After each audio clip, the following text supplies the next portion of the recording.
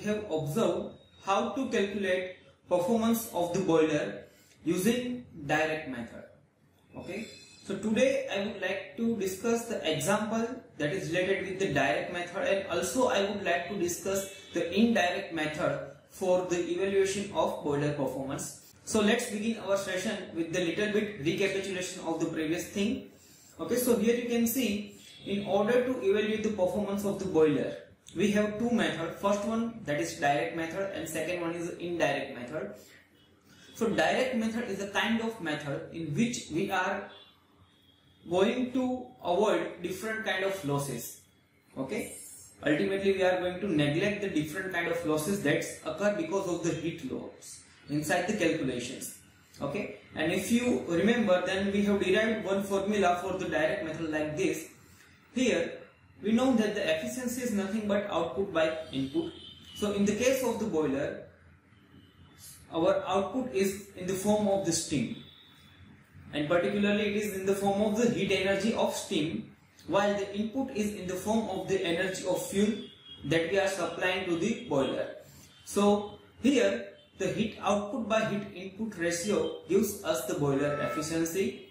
Okay, and further we have simplified this equation like this. Here you can see the boiler efficiency is equal to Q multiplied by Hg minus Hf divided by small q multiplied by gross calorific value, where the Q indicate the mass flow rate of the steam, while Hg and Hf stand for the enthalpy of steam at saturated state, and Hf stand for the enthalpy of steam at liquid state. Okay, while GCV stand for the gross calorific value of the fuel, and small q stand for the mass flow rate of the fuel. So by using this equation, we are able to calculate the efficiency of boiler without considering any kind of losses that is taken place, okay, because of the various heat loss. So now let me begin with the example here. So here you can see we have example number 1 with us. So given data, find out the efficiency of boiler by direct method with given data below. Okay, so type of boiler is basically coal fire boiler. Then the quantity of the steam generated, that is 8 ton per hour. Then after steam pressure and temperature. Temperature of the steam is basically 180 degree, while the pressure is equal to 10 kg per centimeter square, and that is ultimately gauge pressure. Then after quantity of coal consumed is 1.8 ton per hour. Then after feed water temperature 85 degrees centigrade. Then gross calorific value of coal is equal to be 3200 kilocalorie per kg, while enthalpy of steam at 10 kg per centimeter square is equal to 665 kilocalorie per kg, and again it is a saturated steam. And the enthalpy of feed water heater, okay, enthalpy of feed water heater, that is 85 kilocalorie per kg. Okay, so in order to find the efficiency of the boiler, what we need to do? We need to identify heat output and heat input. So heat output in this case is equal to the mass flow rate of steam, that is Q, multiplied by enthalpy difference, that is Hg minus Hf. And both the enthalpies are given. Okay, enthalpy of saturated vapor is 665, while the enthalpy of the feed water, or you can say enthalpy of the liquid state, is equal to 85. So we have enthalpy difference with us, as well as mass flow rate of steam with us, that is 8 ton per hour. Okay, so in order to convert ton into kg, we need to multiply 8 with 1000. So heat output is equal to, you can say, 8 multiplied by difference of enthalpy, that is 665 minus 85 multiplied by 1000. Okay, divided by heat input. Heat input is what? You can say mass flow rate of fuel multiplied by its gross calorific value. So here mass flow rate of the fuel is with us, okay, which is 1.8 ton per hour. So in order to convert it into kg, we need to multiply it with 1000. So 1.8 multiplied by 1000 multiplied by gross calorific value, that is 3200, which is given in data. Okay, so just put the value and you will get efficiency of boiler is equal to 80%. Okay, so it is all about example that is related with the direct method, and it is one of the easiest method. Okay, because it does not consider the various kind of the losses that is taken place because of the heat loss. Okay, so you can say from the mathematical point of view, it is one of the easiest method, and just by having a mass flow rate of the fuel and the mass flow rate of the steam, we are able to calculate the value of efficiency. Okay, so it is all about the direct method. Now I would like to discuss the indirect method. So let's begin with indirect method. Okay, and as I told you that in direct method we are not considering various kind of the losses that is taken place because of the heat losses. Okay, so in indirect method we are going to consider the different kind of the losses, okay, which is taken place at different location inside the power plant. For example, losses due to dry flue gas, then after losses due to moisture in the fuel and the combustion air, then after losses of heat due to combustion of the hydrogen, then after losses of the heat due to radiation, then after losses due to unburnt or because of the, you can say, incomplete combustion of the fuel. So all kind of losses that I have mentioned here we need to take in order to calculate boiler efficiency. Okay, so you can say it is also known as the analysis of losses. Okay, this method particularly. So what you need to do in order to identify the efficiency of boiler, okay, you need to subtract different type of losses from 1. Okay, 1 minus different type of losses will give us certain digit, and that digit is nothing but the efficiency of boiler considering the different kind of losses. Okay, but here you have observed one thing that I have mentioned, that different type of losses, particularly the losses due to the combustion of the hydrogen. Okay, so in order to identify losses due to the combustion of the hydrogen, we need to identify the rate of the different gases that we have supplied to the combustion chamber, like oxygen, then after hydrogen, nitrogen. Okay, so in order to identify efficiency considering the various losses, it should require to identify the amount of air that we are going to supply in combustion chamber, and we need to analyze the different gases. Okay, I mean to say proportion of gases, like proportion of oxygen that we require in order to have complete combustion, then after hydrogen percentage, carbon dioxide percentage. Okay, so let me give you some insight regarding the analysis of different gases. Okay, so here you can say in order to identify efficiency using indirect method, we require analysis of the following gases. First one, that is analysis of the fuel, which include the percentage of hydrogen, oxygen, sulfur and carbon and S content which is present inside the fuel. Okay, then after percentage of the oxygen and carbon dioxide inside the fuel, inside the flue gases, then after flue gases temperature, okay, then after ambient temperature and the humidity content in atmosphere, then after gross calorific value, then after percentage of the combustile inside the S particularly. Okay, likewise all type of the content we require in order to solve the example that is related with the indirect efficiency.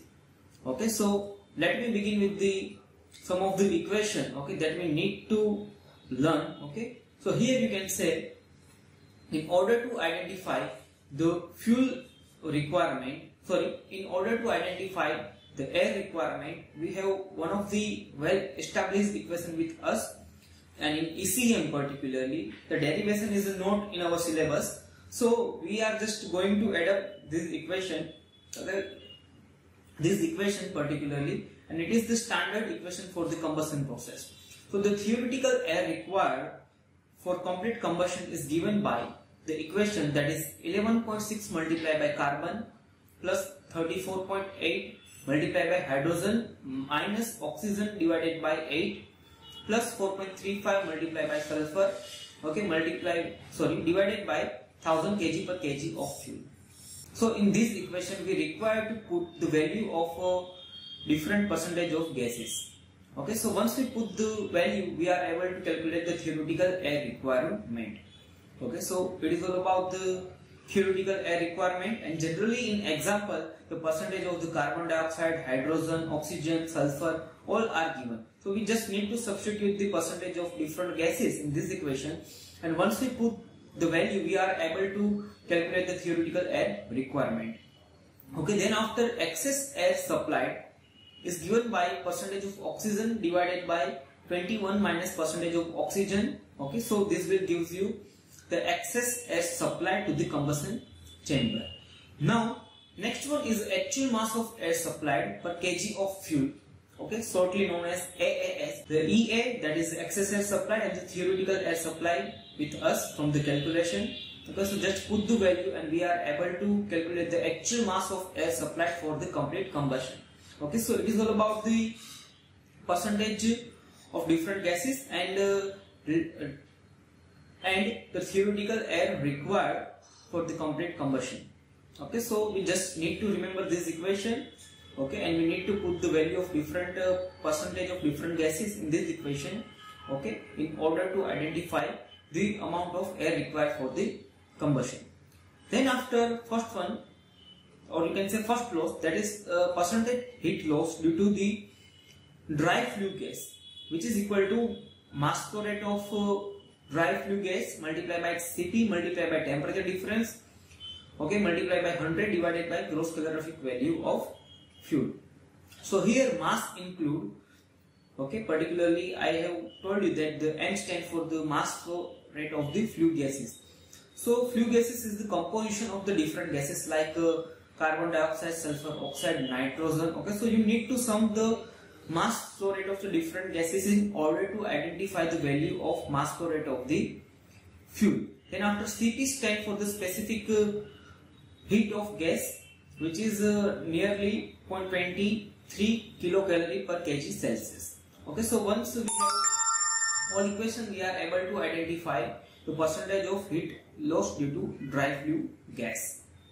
Then after second one is the percentage of heat loss due to evaporation of water formed due to hydrogen in fuel.